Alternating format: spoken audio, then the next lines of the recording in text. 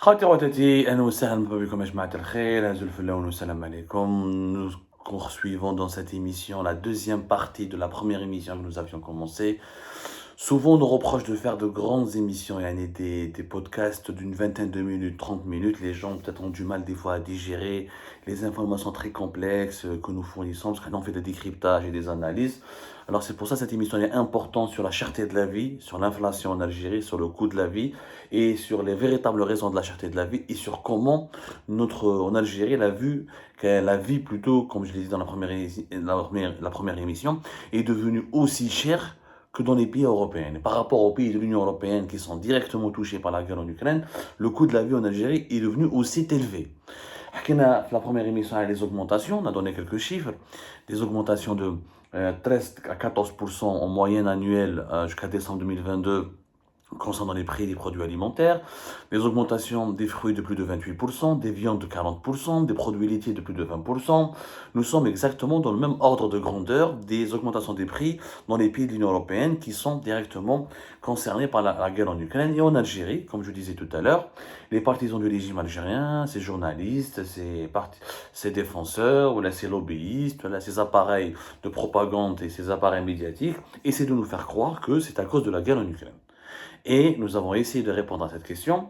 Nous continuons ensemble et pour cela, je vous montre un document de la Banque d'Algérie, l'étude de la Banque d'Algérie.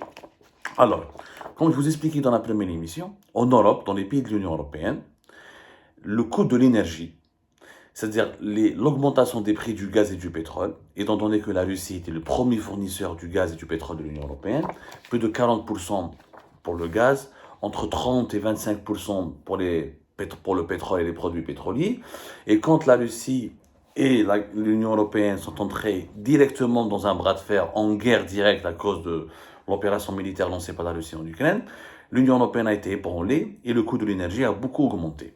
Ce qui fait que les études économiques démontrent que les pays de l'Union européenne, l'énergie explique environ 50% du coût de l'inflation. Le coût de la cherté de la vie a été provoqué dans 50% des cas par l'augmentation des prix du pétrole et du gaz.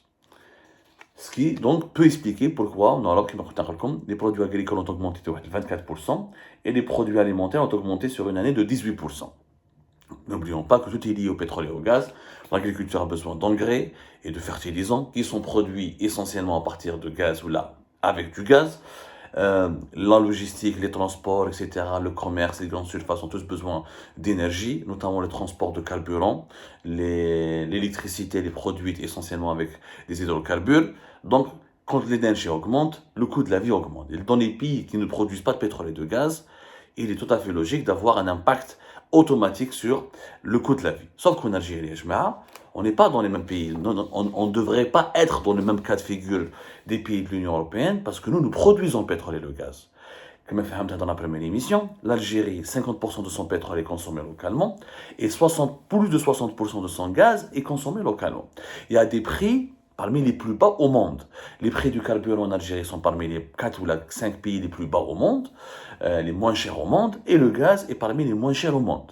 Le gaz de ville, l'électricité, l'essence, les carburants, tout ce que nous consommons en relation avec l'énergie est en Algérie commercialisé ou produit à partir de coûts très très bas, puisque nous avons les énergies fossiles, nous avons le gaz et le pétrole dans notre pays. En plus, ces produits-là sont soutenus par l'État. L'électricité, on ne la paye pas sans juste prix, c'est un produit subventionné.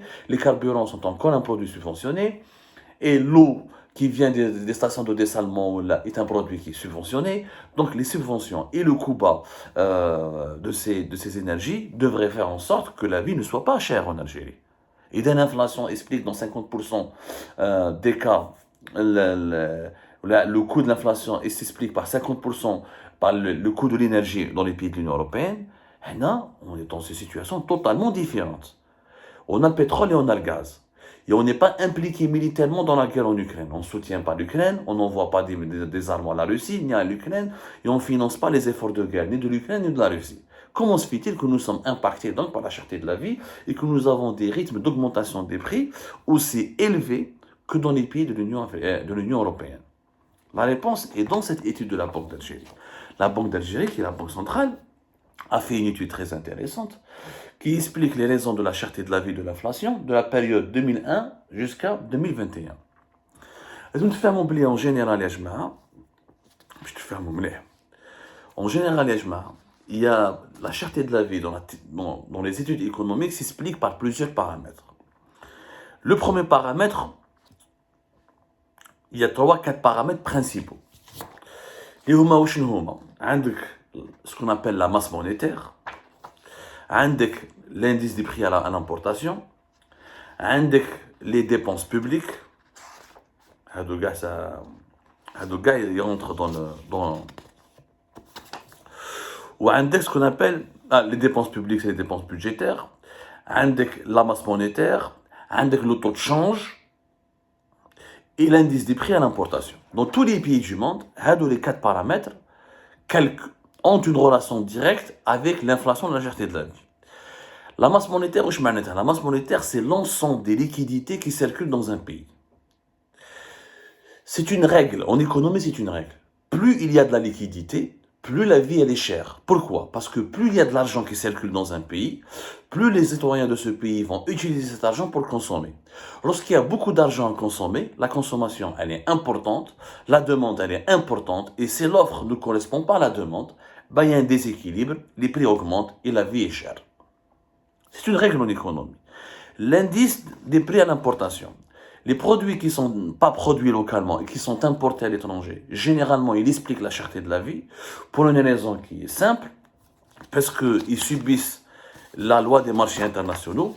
Et quand tu subis la loi des marchés internationaux, ces prix-là, quand ça augmente sur les marchés internationaux, tu es obligé de les augmenter au niveau local. Donc, ça peut expliquer la cherté de la vie. Avec le taux de change, c'est ta monnaie, elle évolue, ou elle se déprécie, ou elle s'apprécie. Quand la valeur de ta monnaie, la monnaie nationale, elle baisse, quand tu es obligé d'importer des produits à l'étranger, ça peut donc provoquer une augmentation des prix dans le pays et une cherté de la vie.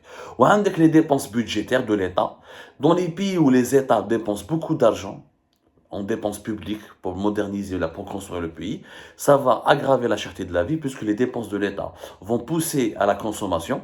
Il faut acheter la matière première, il faut construire, il faut acheter des ciments, il faut acheter la construction, il faut nourrir les travailleurs. Donc, plus de dépenses, c'est plus de consommation. Ça va renforcer la demande sur l'offre et les prix augmentent. On met les 4 règles. يعني راني مبسطها لكم باش قاعد تفهموا. هذه l'étude de la Banque d'Algérie sur de 2011 à 2021, elle a essayé de comprendre qu'est-ce qui explique que la vie ou les prix augmentent régulièrement en Algérie durant cette période. Quelles sont parmi les 4 causes, les causes qui expliquent le plus, ou les causes les plus déterminantes dans la cherté de la vie? La réponse de cette étude, elle est très claire, très précise, et ça n'a rien à voir avec la guerre en Ukraine, parce que la cherté de la vie en Algérie est un problème qui date d'avant cette conjoncture de la guerre en Ukraine, et les prix ont commencé à augmenter depuis même 2010 Et تقول لك l'étude هذه c'est la masse monétaire explique dans 52%, elle contribue dans 52% des cas dans l'aggravation de l'inflation. Sa contribution à l'inflation, c'est pas moi qui le dis, c'est une étude de la Banque d'Algérie. La contribution du facteur de la masse monétaire dans l'inflation entre 2012 et 2014 était de 85%. Ça a baissé à partir de 2015, sauf que dans l'année 2020, l'année du Covid, la masse monétaire a contribué dans 93% dans la cherté de la vie. C'est pas moi qui le dis, Ejma'a, Haylik. Et l'étude de la Banque d'Algérie. Où je dans notre pays, tellement l'État algérien, il imprime beaucoup le dinar, on crée de la monnaie, ce qu'on appelle nous la planche à billets. Tellement on imprime des billets, on crée des pièces, et l'argent circule. Et 34 à 35% de cet argent qui est en Algérie échappe aux banques, 35 à 34% sont dans le secteur informel. Certains économistes et experts parlent de 45%. Ça veut dire que cet argent qui est créé par l'État échappe ensuite au contrôle de l'État, parce qu'il reste dans le marché informel, il ne rentre pas dans le circuit bancaire. Donc on a tellement créé beaucoup de liquidités, que les liquidités ont aggravé, ont gonflé la consommation, et donc ils déséquilibrent l'offre et la demande, et c'est pour ça que la vie elle est chère. On a trop de liquidités bancaires. Et ces liquidités bancaires n'ont pas de valeur. Pourquoi? Parce que dans un pays structuré et développé, la création de la monnaie, ce qu'on appelle la création monétaire, elle doit correspondre à la création de richesse. C'est-à-dire que tu imprimes en billets d'argent l'équivalent uniquement de ce que tu produis comme richesse, comme produit, comme biens et services que tu vas vendre sur le marché national ou là sur le marché international pour avoir de la croissance économique, pour développer ton pays. Mais quand tu crées plus d'argent, plus de monnaie que ce que tu crées comme richesse réellement, et bien là, ça devient une planche à billets et là, tu vas créer de l'inflation. Et la vie devient chère. En Algérie, comme nous ne créons pas de richesse, à part les exportations de pétrole et de gaz, qui sont des richesses naturelles que nous transformons à des petites doses avec une très faible valeur ajoutée et que nous exportons ensuite sur les marchés internationaux, donc la monnaie que nous créons, elle est supérieure aux richesses que nous créons. Du coup, nous avons trop de liquidités qui circulent dans le pays et c'est pour ça que les prix sont toujours chers parce que quand les liquidités, quand la masse monétaire augmente, la valeur de ta monnaie, elle baisse et la demande, elle augmente par rapport à une offre qui baisse parce que nous ne produisons pas beaucoup. Donc la demande, elle est supérieure toujours à l'offre et ce qui fait que les prix de large consommation, les prix des produits de large consommation augmentent à chaque fois parce que la monétaire, elle devient faible, la production cache assez et la demande, elle devient forte parce qu'il faut toujours utiliser ces liquidités pour les dépenser, pour consommer ensuite et les produits vont coûter de plus en plus cher et les liquidités, à chaque fois, il faut beaucoup de monnaie pour acheter un produit, ce qui fait que la cherté de la vie s'aggrave. Premier facteur, c'est la masse monétaire. C'est un problème interne en Algérie.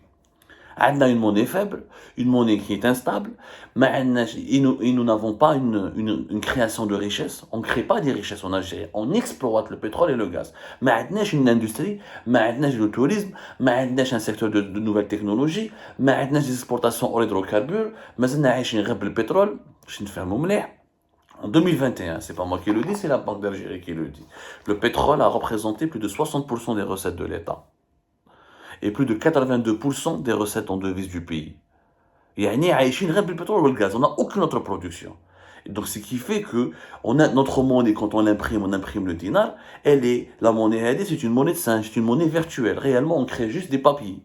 Ce n'est pas justifié sur le plan économique d'avoir autant de liquidités en Algérie. C'est le premier problème qui explique pourquoi la vie est chère. Mais ça n'a pas de avec la guerre en Ukraine. La guerre en Ukraine, elle a été un facteur aggravant. Pourquoi un facteur aggravant? Parce que le deuxième facteur qui explique la cherté de la vie en Algérie, c'est l'indice des prix à l'importation.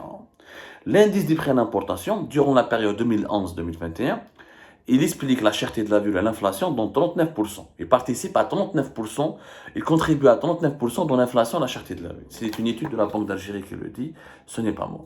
Je remercie d'ailleurs les experts de la Banque d'Algérie qui ont fait cette brillante étude très correcte et très sérieuse. Comme quoi nous avons toujours des experts et des gens intéressants dans notre pays qui font un travail rigoureux. 39%. En 2021 par exemple, l'indice des prix à la consommation explique dans 59%, contribue à 59% dans ce qu'on appelle la cherté de la vie. Wesh, parce qu'en 2021, les prix ont beaucoup augmenté sur le marché mondial à cause notamment des conséquences de la pandémie de la Covid-19. Dans l'année 2021, c'est le tableau de la Banque d'Algérie qui l'explique, le taux de change a contribué à 22% dans la création dans l'inflation, dans le processus de l'inflation en Algérie, et dans l'aggravation de la cherté de la vie et l'augmentation des prix. Parce qu'en 2021, rappelez-vous que depuis 2020 et 2021, le dinar a beaucoup chuté par rapport à l'euro et devises.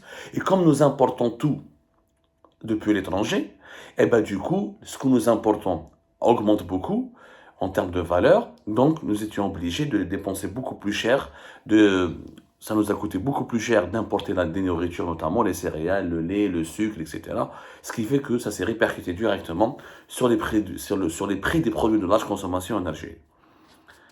Donc, je crois que la Banque d'Algérie, la faiblesse de la production algérienne et sa forte dépendance, la faiblesse de la production de l'économie algérienne et sa forte dépendance aux importations la rendent vulnérable à l'évolution des prix mondiaux et l'expose au choc interne. Ainsi, suite au choc pandémique, à la pandémie de la Covid-19, l'inflation mondiale était le catalyseur central du processus inflationniste en Algérie via le canal des importations. Donc, ce n'est pas la guerre en Ukraine, Ce n'est pas en soi l'inflation dans les marchés mondiaux, c'est surtout la fragilité de notre économie. C'est l'absence d'une production. C'est avoir une monnaie qui est instable et qui est faible. Et c'est parce que nous avons trop de liquidités bancaires qui ne correspondent pas aux richesses. Et souvent, la masse monétaire augmente dans un pays quand la banque centrale imprime beaucoup d'argent et cet argent est soi-disant donné dans des crédits à l'investissement. La majorité de ces crédits partent pour le secteur public, les entreprises étatiques qui sont déficitaires, qui bouffent tout le temps de l'argent, Air Algérie, la CNAN, les entreprises étatiques, les Algérie Télécom, etc., qui bouffent beaucoup d'argent, mais qui font aucun bénéfice. Ce qui fait que Roma, ils prennent des liquidités, mais qui ne reversent pas, ils réinjectent pas des liquidités dans le circuit de l'économie formelle, dans le circuit bancaire. Donc, on crée de l'argent beaucoup et on importe beaucoup parce qu'on ne produit rien. Voilà qu'est-ce qui explique la cherté de la vie en Algérie. Et c'est anormal parce qu'avec un pétrole et gaz pas cher, on a tout pour lancer une industrie. Normalement, l'industrie en Algérie se développe de façon rapide. Nous sommes normalement l'un des pays au monde où l'industrie doit être forte. Pourquoi? Parce que quand tu as l'énergie, quand tu as un coût d'énergie faible, tu peux lancer toutes les industries du monde. Toute l'industrie, elle est basée sur l'énergie. ما عندكش pétrole, ما عندكش gaz, ما عندكش électricité, ما عندكش électricité, tu peux pas faire de l'énergie, tu peux pas faire de l'industrie. Toute l'industrie est basée sur l'énergie. Lazim lak du gaz et du pétrole dans toutes les industries, y compris les industries les plus modernes. Donc en Algérie, si les dirigeants algériens étaient intelligents, ils auraient depuis 2020, au lieu de lutter contre les importations et de restreindre la facture des importations, comme on l'a expliqué hier, ce qui a provoqué des pénuries de produits alimentaires, ce qui a provoqué une augmentation des prix, ce qui a touché directement, ce qui a réduit significativement la qualité de vie du consommateur et du citoyen algérien. Il aurait fallu, ce qui a nuit à son confort matériel, il aurait fallu tout simplement développer l'industrie algérienne. Contrôler le taux de change, avoir une monnaie stable et créer de l'industrie en Algérie. C'est simple, c'est comme ça qu'on va réduire l'impact de la cherté de la vie. Et ça n'a rien à voir encore une fois avec la guerre en Ukraine. La guerre en Ukraine n'est qu'un facteur. Le premier facteur, on ne crée pas de production, dépendance aux importations. Et on a une monnaie instable et faible. Et nous avons trop de liquidités qui ne sont pas exploitées ou là, qui sont trop de liquidités qui n'ont aucune valeur réellement. Les milliards et les centaines et les dizaines de milliards de dinars qui circulent dans le marché en Algérie n'ont aucune valeur parce que c'est de la création monétaire qui ne correspond pas à une création de richesse. Voilà les véritables raisons, Ajma'a, de la cherté de la vie en Algérie. Et j'espère que cet éclairage vous a été précieux. N'hésitez pas à nous poser des questions ou à nous faire part de vos remarques.